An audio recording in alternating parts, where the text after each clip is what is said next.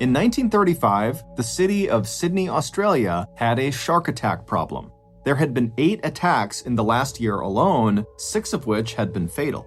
And every time it happened, the local newspapers would write stories describing the scenes in graphic detail. They would call the sharks monsters and recount how they'd latched onto some poor teenager and shaken their body around like a rag doll. Certainly, these stories fueled the public's fear of sharks, but they also inspired fascination. People were amazed by the power and ferociousness of these creatures, and so they wanted to see them up close. Luckily, Bert Hobson was more than happy to oblige them. Bert and his brother Charlie owned the Coogee Beach Aquarium in Sydney. During the warmer months, the aquarium was used as a public swimming pool, but during the winter and fall, when it was too cold to swim, Bert would pump ocean water into the pool and then fill it with all kinds of aquatic creatures for visitors to see. But nothing got more people through the aquarium door than a shark. Even as the country struggled to pull itself out of the Great Depression, which was the worst economic downturn in the history of the industrialized world, a shark could still draw big crowds and big money. Over the last few years, Bert had managed to capture and exhibit more than 20 sharks, but the problem was none of the sharks lived very long. They typically died within just a few weeks of being in captivity. And so the Hobson brothers were always on the hunt for a new shark. This was especially true in April of 1935 because Coogee Beach was going to play host to a massive parade in honor of Anzac Day. Anzac Day is a national day of remembrance in Australia and New Zealand that primarily is about honoring fallen soldiers. Tens of thousands of people were scheduled to attend the event on April 25th, and Bert figured if he could catch a shark, the aquarium could capitalize on some of that holiday foot traffic. So, on the morning of April 18th, Bert headed out onto the water in his big fishing boat. The day before, he'd set some fishing lines about 1.5 miles from the beach and baited them with chunks of mackerel, hoping that when he returned, he'd find a shark tangled up in his lines. And Bert would not be disappointed. That day, when he checked the lines, there was this massive 14.5-foot-long tiger shark ensnared in his trap. Even more exciting for Bert was the shark was exhausted and not trying to put up a fight. It had clearly spent the night before struggling to free itself, and now it just didn't have the energy to resist Bert reeling it in. So Bert grabbed the lines and attached them to his boat, and then he towed the shark back to the aquarium where it was put into the pool.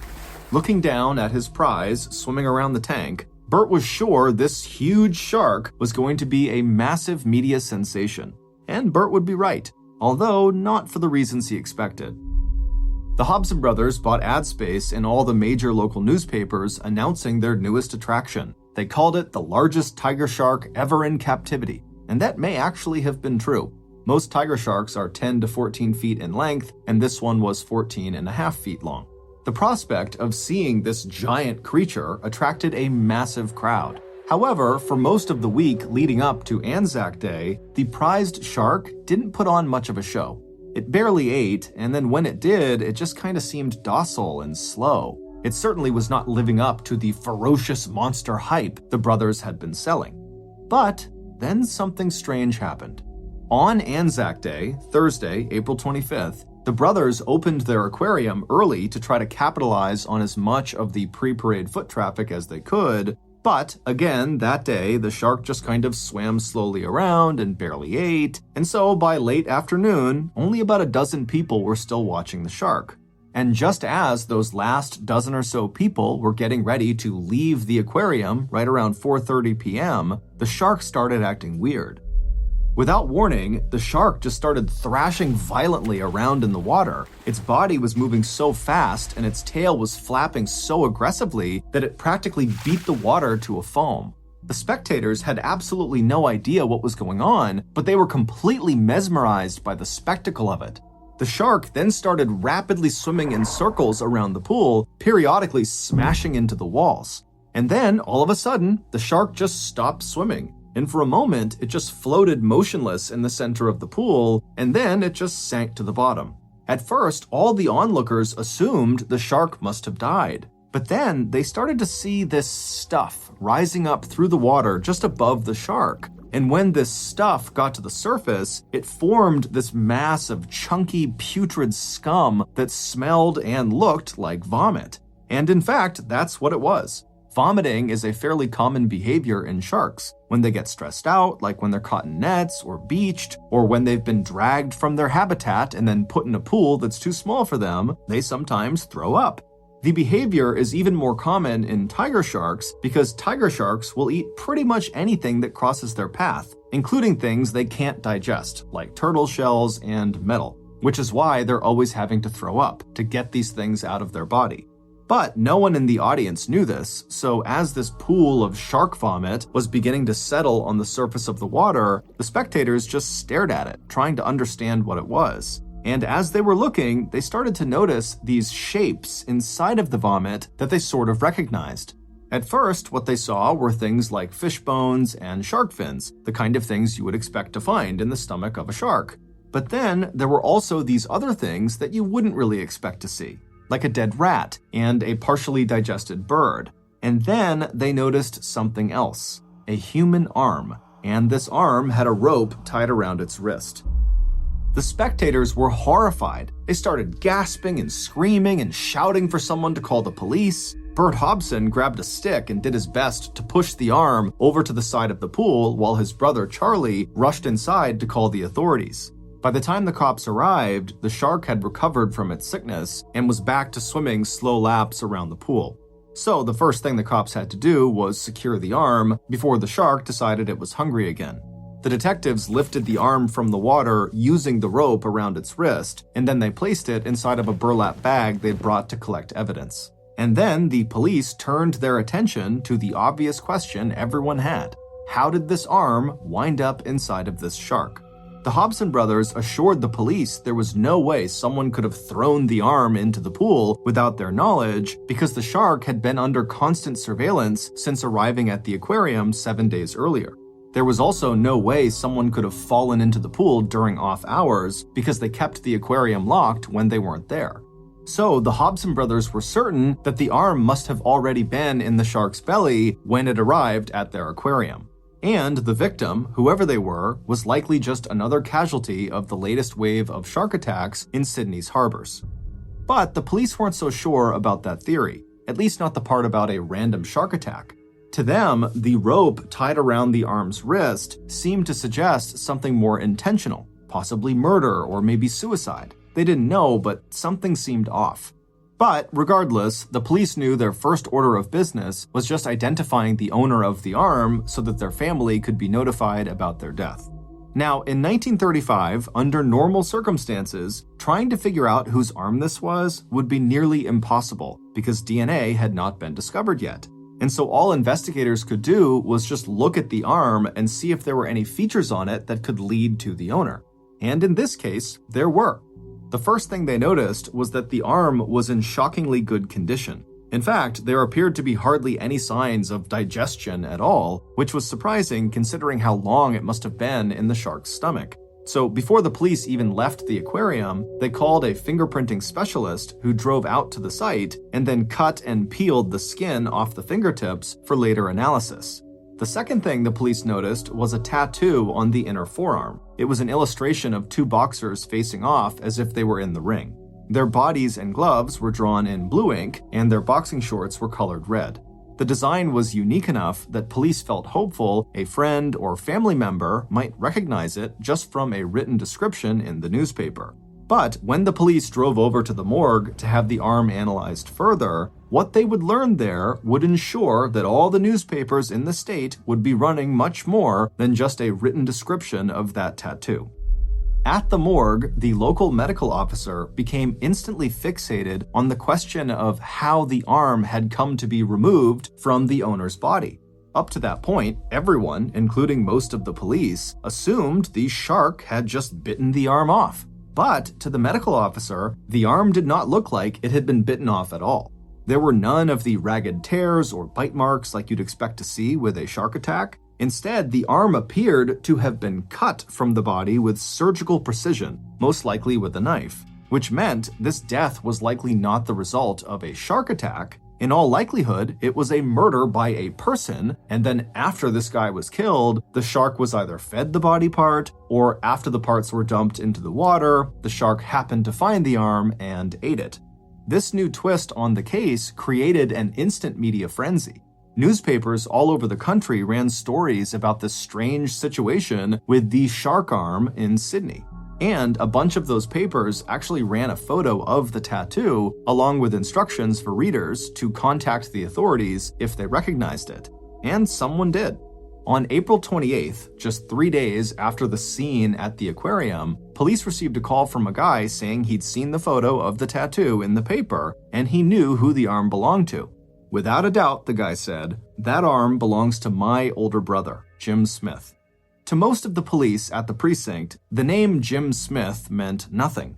But for Detective Frank Matthews, the man who would be leading the so-called shark arm case, hearing the name Jim Smith would completely change the way he was thinking about the investigation ahead of him. Because Matthews knew that Jim could not have been just a random victim. About a year earlier, Jim had become a secret police informant. It started with an insurance fraud scheme gone wrong. Some wealthy men had bought a yacht called the Pathfinder, and then they over-insured it. They then hired Jim to be the captain of the Pathfinder, and his job was to drive and maintain the boat, and then, at an appointed date and time, sink it. The wealthy men would then cash in the insurance claim and split the proceeds amongst those involved in the scheme. But when Jim was actively sinking the boat as ordered, a water policeman saw it happening and yelled out, offering to help. But Jim panicked and just pretended not to hear the police officer, allowing the boat to continue to sink. And so later on, when the wealthy men tried to file their insurance claim on the boat, that water policeman remembered that strange encounter with Jim, and before long, the insurance claim was flagged for fraud. Detective Matthews had been assigned to that case, and Jim was one of the first people brought in for questioning. But as soon as they started talking, Jim broke down completely and told the detective everything. In exchange for immunity, Jim promised to supply Detective Matthews with information on Sydney's vast criminal underworld. This was an extremely dangerous trade for Jim to make. Because of the massive financial fallout caused by the Great Depression, desperation had driven many otherwise law-abiding Sydney residents to participate in some capacity in this criminal underworld. And people like Jim, who snitched to the police, threatened their livelihood. So, when Detective Matthews heard that the shark arm victim was Jim Smith, he assumed that someone must have found out that Jim was a police informant and they had had him killed to shut him up. But the detective didn't reveal any of this to Jim's brother when they spoke. He simply asked the brother to come down to the station and give a formal statement, which he agreed to do. The next morning, Jim's brother arrived at the police station, and with him was Jim's wife. She fought back tears as she told police it had been more than 10 days since she or anyone else had seen Jim. The last time they spoke to him, he said he'd been hired to take a wealthy man out on a fishing trip. He said he didn't know how long he'd be gone, but he'd be staying at a cabin on the coast, and if they needed to reach him, he would be checking his messages at the Hotel Cecil in Cronulla. Cronulla is one of Sydney's many coastal suburbs. By this point, Detective Matthews could tell this was going to be a very challenging investigation with a lot of media scrutiny.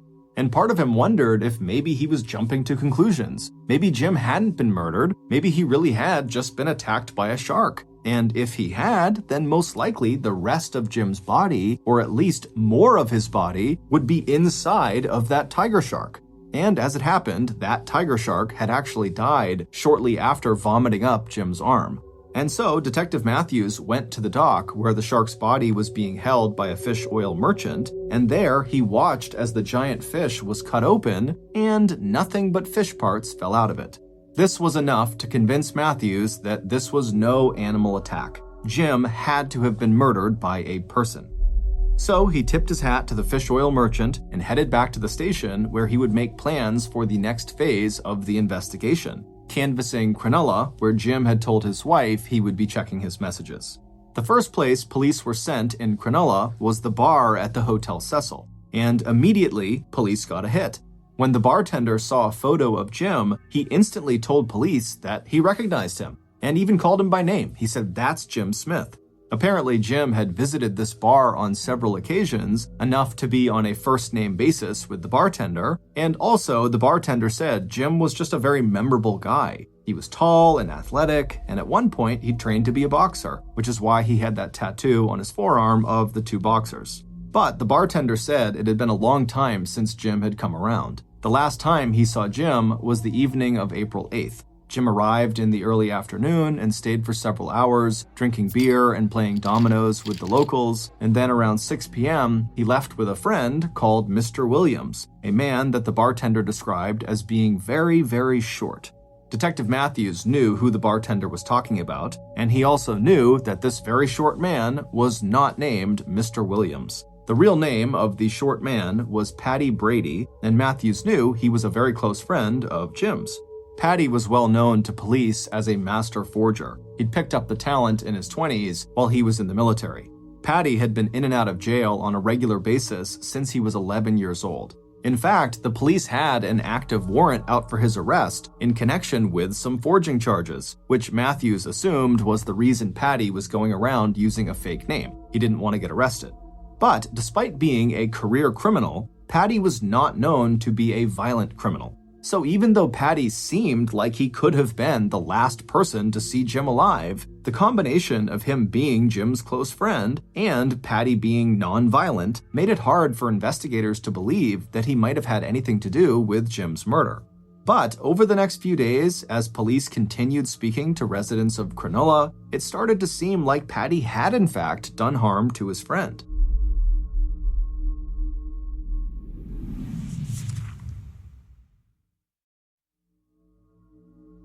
The information police gathered in Cronulla led them to a cottage on the water in Cronulla, and this cottage was being rented by Paddy. And apparently, on April 8th, after Jim and Paddy had left the Hotel Cecil, the pair had traveled by boat to this cottage and gone inside together, but the next day, only Paddy came out, and after that, no one heard from Jim again.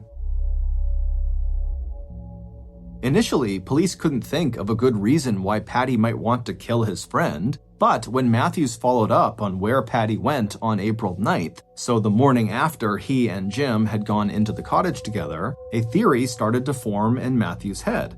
Matthews learned that on the morning of April 9th, Paddy left the cottage and headed for a taxi depot. The driver of the taxi told police that Paddy looked disheveled and totally out of it. Paddy asked the driver to take him to McMahon's Point, a wealthy community on Sydney's North Shore. The driver dropped Paddy off outside of this large fancy house right above the water, and he watched Paddy go inside. Paddy would stay in the house for about 40 minutes, and then he would call another cab to come pick him up and drive him back to Cronulla. Some of the detectives wondered who a guy like Paddy would be visiting in a fancy place like McMahon's Point, but Detective Matthews knew exactly which house the driver was talking about, and he knew exactly who lived there. The house belonged to a well-known businessman named Reginald Holmes. Back in the 1850s, Holmes's father was considered to be the best boat builder in Sydney. He built luxury yachts and speedboats, and he made an absolute fortune selling them. And then, when he retired, he handed the whole boating empire over to his oldest son, Reginald. For decades, the Holmes family lived like royalty in Sydney Harbor. But then the Great Depression hit, and Holmes's yacht building business, like all other luxury businesses, went downhill fast. So, to maintain his luxury lifestyle and preserve the prestige of his name, Reginald Holmes had found other ways of making money. Mostly, he used his boats to facilitate drug smuggling off the coast of Sydney Harbor. Many people were involved, but hardly anyone ever got in trouble for it because at the time, there were only 2 cops in Sydney assigned to drug cases. But the thing that put Holmes on Matthews' radar was the sinking of the Pathfinder. Remember how Jim became an informant after a couple of wealthy men hired him to sink their yacht, the Pathfinder? Well, Detective Matthews had recently discovered that Reginald Holmes and his close friend Albert Stannard were those 2 wealthy men. The only reason Matthews had not pursued charges against them was that they had withdrawn their insurance claim after he had started investigating them. At this point, the police felt nearly certain that Holmes had to be involved somehow in Jim's death. There were just too many coincidences. But they didn't have enough evidence to actually charge Holmes with anything. So instead, they went after Paddy.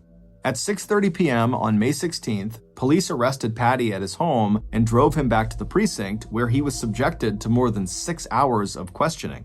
But in all that time, Patty skirted every one of the investigators' questions and barely broke a sweat. Unlike Jim, Patty was a career criminal who lived by a sort of code of honor, meaning he would never snitch. But Patty also realized that he was facing murder charges, which meant he could be facing the death penalty if he was convicted. So, eventually, Patty's code kind of eroded, and he made a calculated decision. If he was going to be forced to take the fall for Jim's death, he was going to make sure that Holmes went down with him. Patty told police in an official statement that he'd first met Holmes about a year earlier, back when Jim had been hired to be the captain of the Pathfinder. But after that big insurance scam failed with the Pathfinder, Patty said that Jim was left without any money because he didn't get paid for the scam. And so he and Patty came up with a new scam and presented it to Holmes. The idea was to forge checks from Holmes's wealthier clients in amounts so small that the clients wouldn't notice. Holmes would supply the checks, Patty would forge the signatures, and Jim would cash the checks from his account. And then all three men would split the profits. It's unclear why someone like Reginald Holmes would sign up for such a high-risk, low-reward kind of scam, but reading between the lines in Patty's statement, Detective Matthews considered the possibility that perhaps Jim was angry about not getting paid for the Pathfinder job, and he might have told Holmes that if he didn't cooperate with he and Patty's forging scam, that Jim would go to police about Holmes's role in the Pathfinder insurance scam. Whatever the motivation was, Holmes agreed to participate with Patty and Jim. And for a long time, their scam worked, and the three men made some nice money. Eventually, though, Jim and Patty got greedy and decided they wanted to level up the scam operation. They wanted to forge a check for a whopping £620, which, for reference, would be worth more than £11,000 today when adjusted for inflation. Holmes agreed and produced the check, and in the week leading up to Jim's disappearance, Patty visited Holmes's house many times to practice forging the signature. In fact, according to Patty's statement, that was why he visited Holmes on the morning of April 9th. But when it came to the death of his friend Jim Smith, Patty said he didn't know anything. He said that when he left the cabin that morning on April 9th to go to Holmes's house, Jim was alive and well. The police weren't sure if they believed Patty's version of events, but his statement gave them what they needed to go after Holmes. So the next morning, Holmes was brought in for questioning. Holmes was only 44 years old and he'd lived a life of immense privilege, but when he walked into the police station on May 17th, he seemed much older and more frail than a 44-year-old should be. There were rumors that after the Pathfinder scam had failed, Holmes had had a nervous breakdown and he had begun self-medicating with alcohol and cocaine. The police presented Holmes with a copy of Patty's statement, but after Holmes read it, he denied every word. Not only did he claim to have no idea what Patty was talking about in the statement, Holmes told police that he didn't even know who Patty was, and he certainly had never visited Holmes's house. Obviously, the police knew this was a lie. But Holmes was a powerful person with powerful lawyers, and for the time being, the police could not force him to talk. Instead, they made another move against Patty. On Sunday, May 19th, the news hit the papers. Patty was officially being charged with the murder of Jim Smith. There would be a public trial, which meant if Patty stuck to his story, Holmes would be compelled to testify in front of the press about both his shady business dealings and the death of Jim Smith. Holmes knew that that kind of media attention would ruin him and his family. So, on the morning of May 20th, a day after Patty was officially charged with murder, Holmes got up early and headed down to the harbor. The weather was cold and foggy, but Holmes was determined to get out on the water. So he walked to the wharf, where his friend and co-conspirator, Albert Stannard, kept a small boatyard. Stannard wasn't at the harbor just yet, but Holmes found one of Stannard's employees who was just starting to set up for the day. Holmes asked the employee if he could borrow one of Albert's speedboats for a quick ride along the coastline. The employee could easily tell that Holmes was drunk, but he knew that Holmes was a skilled boater and a close friend of his boss, so he said, "Sure, I'll get you set up." The man filled the boat with fuel and oil and then pushed it out onto the water. Holmes climbed in, threw the boat into high gear, and sped away from the dock.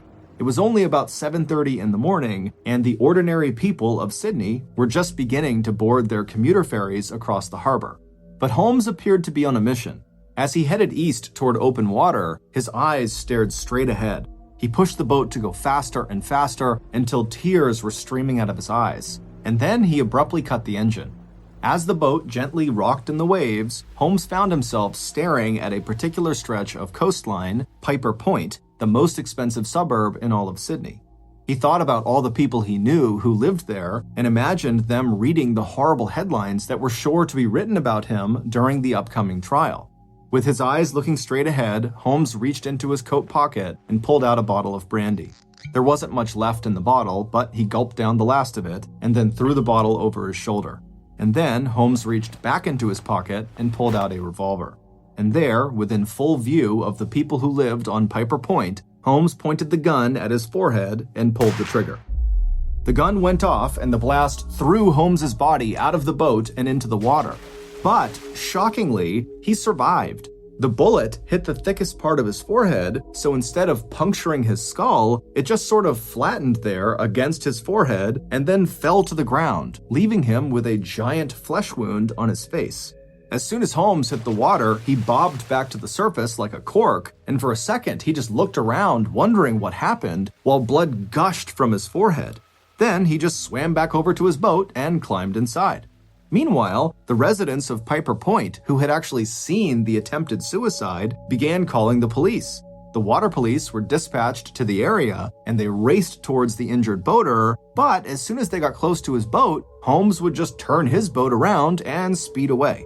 This happened over and over again, with the water police trying to get close enough to help, and Holmes cutting the wheel sharply and rushing away from them at the last second. And even though Holmes periodically would pass out behind the wheel, either from blood loss or drunkenness or both, he still managed to evade the water police for more than 4 hours.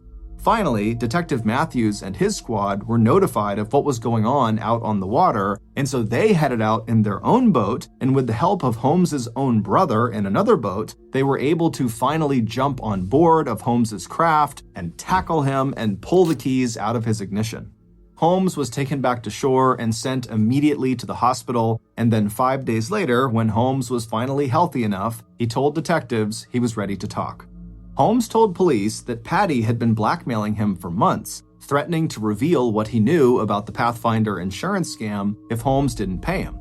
But then, on the morning of April 9th, the morning after Jim was last seen at the cottage with Patty, Patty had come to Holmes's house looking disheveled and carrying a big brown leather bag.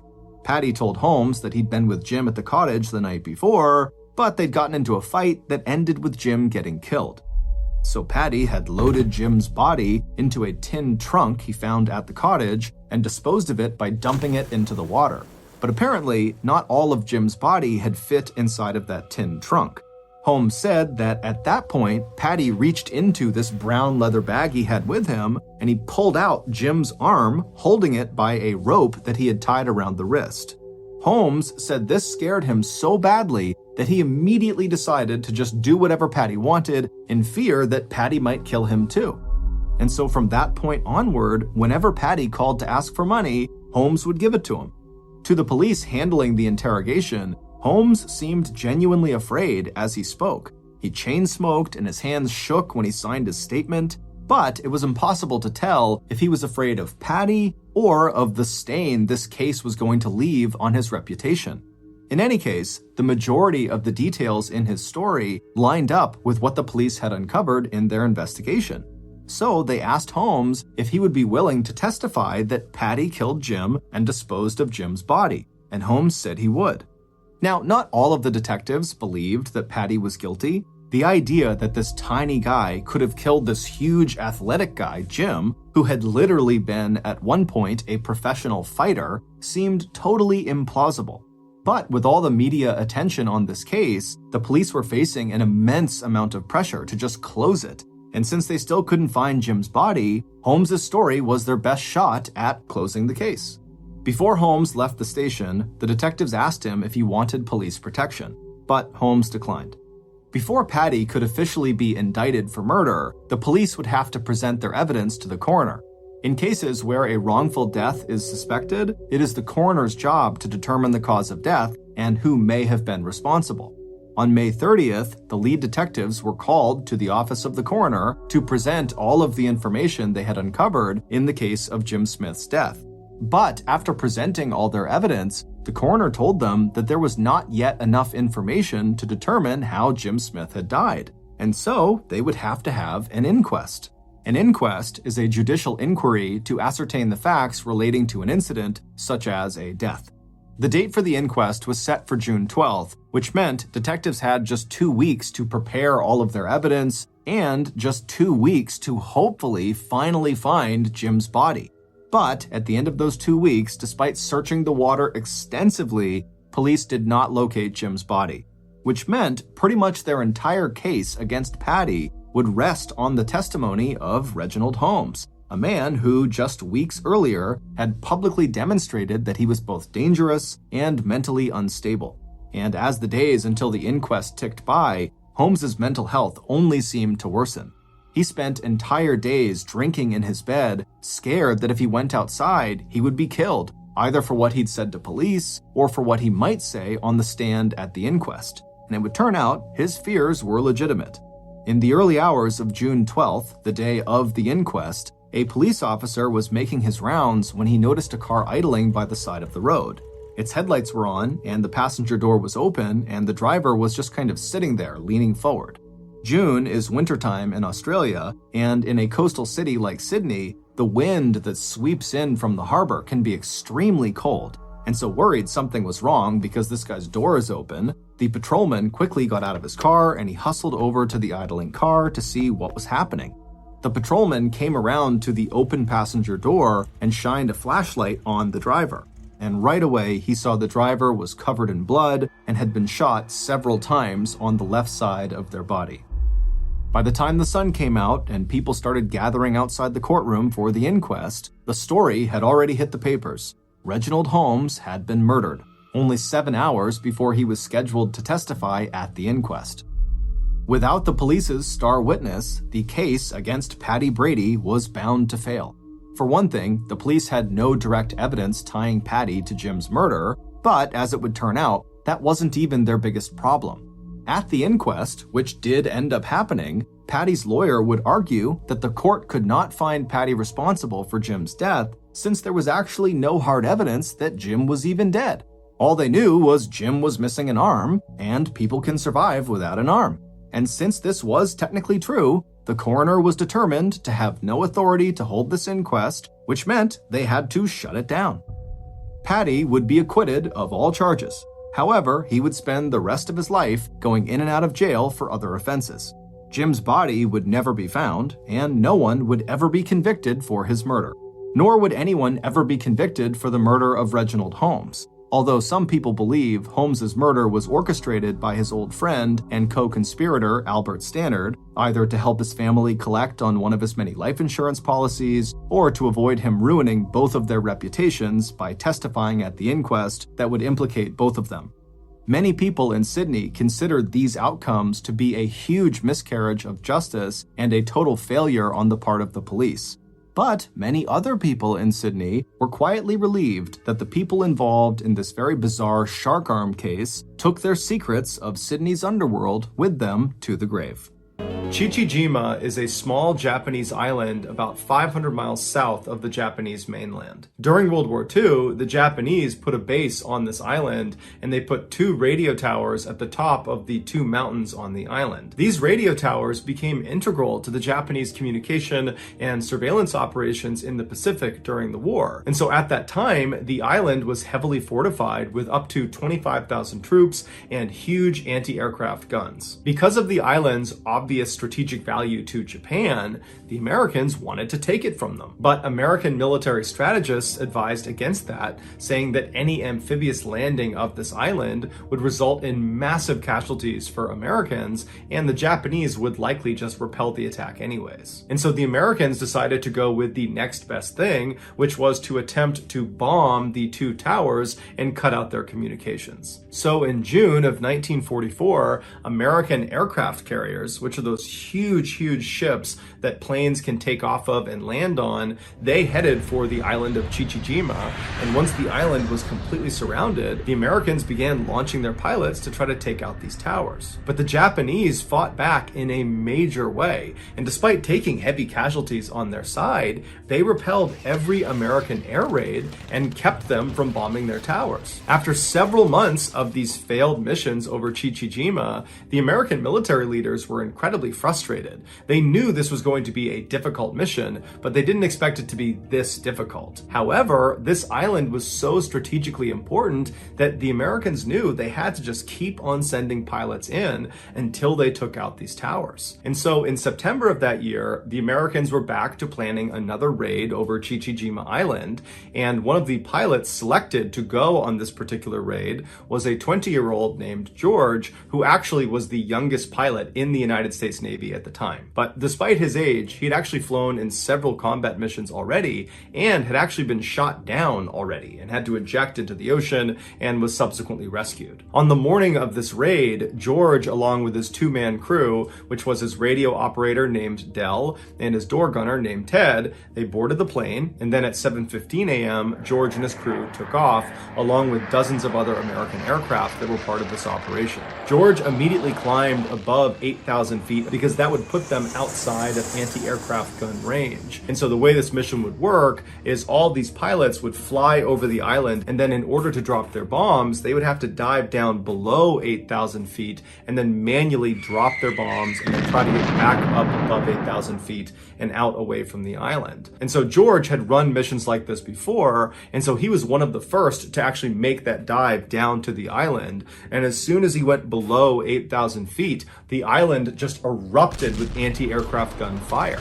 So all these rounds are coming up, flak is popping all over the place, and George almost immediately notices the side of his plane gets hit. But the plane's stable enough that he decides he's just going to keep on diving down and complete the mission. And he's yelling back to Ted and to Dell to hold on, and they get all the way down to 3,000 feet when George releases two 500-pound bombs that are direct hits on the radio tower he was assigned to bomb. But at this point, George's plane is now engulfed in flames. It can barely fly, and so George is again yelling at Ted and Dell to hold on. He's pulling back on the lever, and he begins to turn himself away from the tower out towards the water, and he manages to fly away from the island, but he can feel the plane starting to go down. Now, George had previously been shot down before, and what he learned from that is how important it was to fly as far away from the enemy as you possibly can before you bail out of your plane. Because if you bail too early and you land in the water right near where the enemy is, you'll just get captured. And so George was holding on to that lever and keeping his plane up as long as he possibly could. And so he's flying and getting lower and lower and lower and closer to the water. And Ted and Dell are yelling at him that they got to jump out. Meanwhile, outside,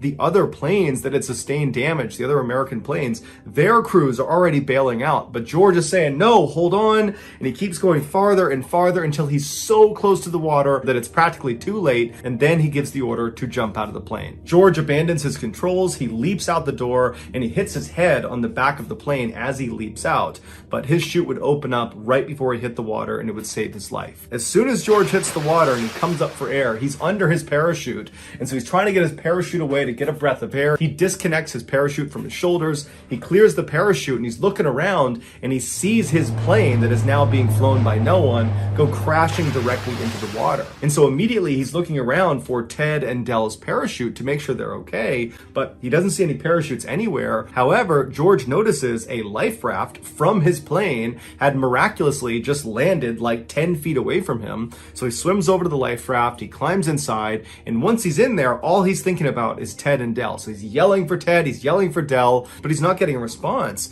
And so George turns around in the raft. So now he's facing towards the island, and to his horror, way off on the horizon, right near the edge of this island, are Japanese patrol boats that are speeding in his direction. He knows they're coming to get him and the other people that had jumped out of these planes. And so George turns back around, he leaps onto his chest on the front of this raft, and he starts using his hands to swim as fast as he can away from this island. The whole time he's screaming out for Ted and Dell in hopes he's going to find them. Little did he know that both of them had not survived the crash. One had not even jumped out of the plane and had died on impact, and the other had jumped out, but their parachute had not inflated. And so George is swimming as fast as he possibly can, and he's yelling out for Del and for Ted, and he's looking, but he doesn't hear them, he doesn't see them, and he knows that not only is he not going to find his friends, but there's just no way he's going to outswim these boats. And so at some point, he just turns around and sits in the raft, and he's looking towards these patrol boats, and he knows that at some point they're going to come up here and they're going to capture him.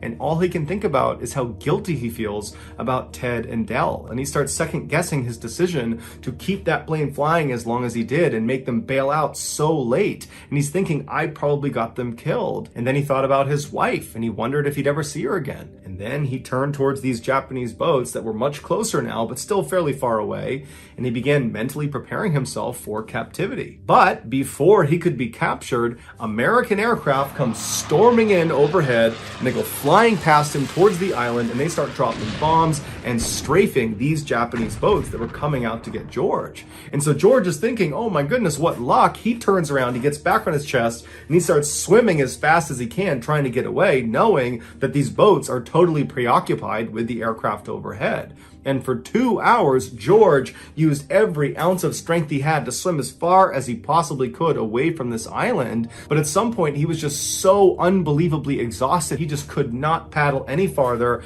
And so he's just laying on this raft when he hears the sound of something coming out of the water. And he turns and he sees the periscope of an American submarine coming out of the water. And seconds later, the crew of this American submarine comes right up alongside him. They grab him out of the raft, they put him in the submarine, and he was saved. Besides George, Ted, and Del, there were 8 other American airmen that had to bail out of their aircraft because they were badly damaged following this raid.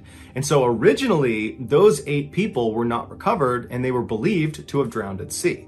But that actually was not true. The US government figured out fairly quickly what happened to them, but the details of what happened to them were so gruesome, the government decided they did not want to tell anyone. They especially didn't want to tell the parents and loved ones of these 8 airmen because they believed if they heard the true account, that would be too traumatic for them. And so they made the details of these 8 deaths totally top secret. But 60 years later, in 2004, an author named James Bradley discovered transcripts from a post-World War II Japanese war crimes trial held in Guam, where Japanese military leaders confessed to what they did to these 8 captured Americans. This is the true account. Unlike George, these 8 other airmen bailed out almost immediately after they got out over the water. And so that placed them in the water very close to the island. And so before the American aircraft could come in and save the day, like they did with George, these 8 airmen were scooped up by the Japanese and brought back to the island. The Japanese soldiers on this island for the past several months have been getting constantly bombed by American aircraft,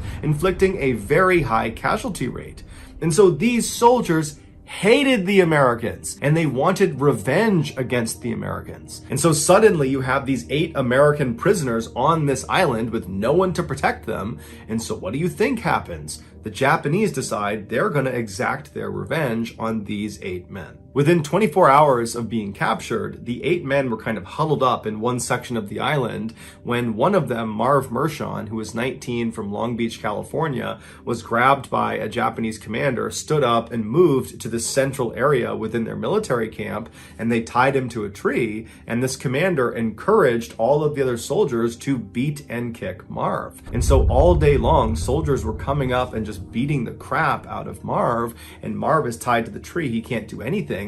And these 7 other prisoners are forced to just watch because they can't do anything. And so that night, the same commander comes back and he unties Marv from the tree and he tells these 7 other prisoners to stay where they are. And this commander and several other Japanese soldiers, they take Marv and they march him away from the group into the jungle, and they march him over to this freshly dug grave. And standing next to the grave that Marv would have seen is this Japanese soldier carrying a sword. And so Marv is told to walk up to the edge of this grave. They tell him to kneel down in front of this grave, and they let him smoke a final cigarette. And apparently Marv very calmly smoked the cigarette, and when he was done, the man with the sword put a blindfold on Marv and then told Marv to extend his neck. And as soon as he did, he was beheaded. Afterwards, they buried him inside of this grave. That night, one of the high-ranking Japanese generals on the island, a man named Yoshio Tachibana, who was an alcoholic and was notorious for his sadistic tendencies with prisoners, he was sitting around drinking, having a good time, when he decided that his soldiers, they needed to prove they had what he called the fighting spirit.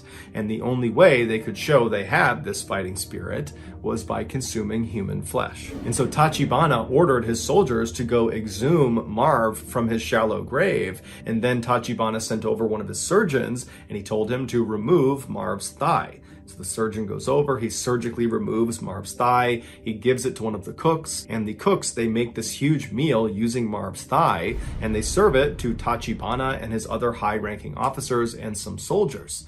And apparently, Marv's thigh tasted so good with soy sauce and with sake that Tachibana ordered his soldiers to go back and cut more meat off of Marv, which they did. Within a month of Marv's execution and consumption, Tachibana decided that he wanted to eat more human flesh, and he wanted his soldiers to eat more human flesh because he and a number of the other officers were superstitious that this could make them stronger and it would be good for their stomach and it would be good for their health. And so they decide they're going to kill more of the American prisoners and eat them. And so they brought the 7 remaining American prisoners out to the rifle range, and once they were all out there, one of the Japanese officers grabbed 25-year-old Floyd Hall from Missouri. They pulled him out of the group and they walked him over to the middle of this range and they tied him to a wooden stake in the ground. And once he was in place, Tachibana, who was there, he ordered the other Japanese soldiers to work on their bayonet work on Floyd Hall. And so one by one, these soldiers would go up and plunge their bayonets into Floyd Hall's chest, into his stomach, until he ultimately died. Once he was dead, Tachibana, who had brought along his surgeons for this very reason, he sent them out to remove Floyd's liver and his gallbladder right in front of the now 6 living prisoners. They're watching this happen right in front of them. And then once his liver and gallbladder have been removed and wrapped in cellophane paper to preserve them, these surgeons walked back and stood on the edge because they knew this was not the last execution of the day.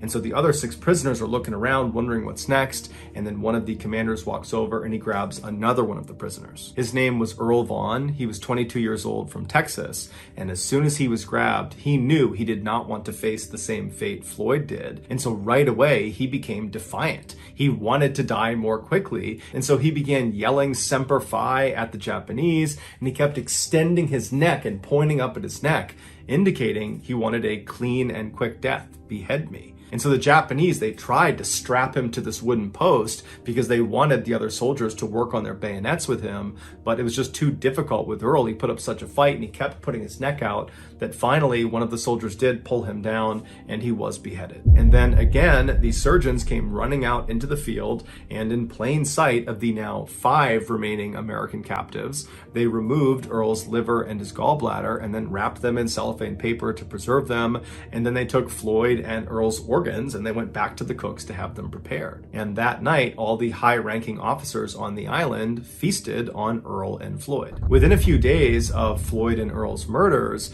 the other 5 captives were also executed in a similar fashion, one by one, in front of their comrades. And 2 of those remaining 5 were also consumed.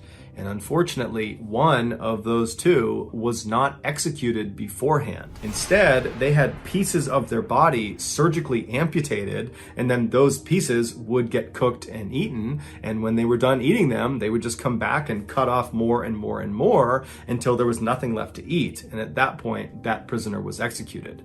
They did this in order to keep their meat fresh. After the war was over, 34 Japanese soldiers, including General Tachibana, were tried for war crimes for their atrocities they committed against these 8 prisoners of war.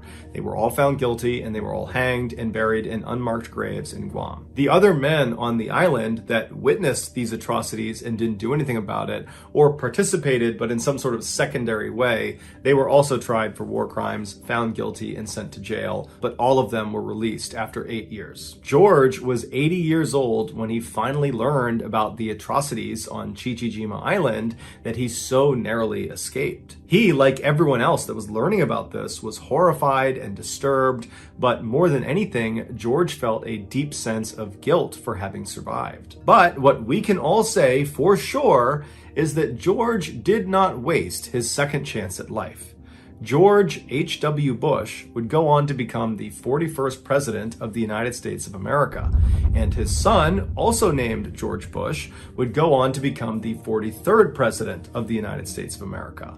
Two world leaders who would change the course of history forever, who never would have been if George Sr. had bailed out of that plane near Chichijima Island just a few seconds earlier. Think about that.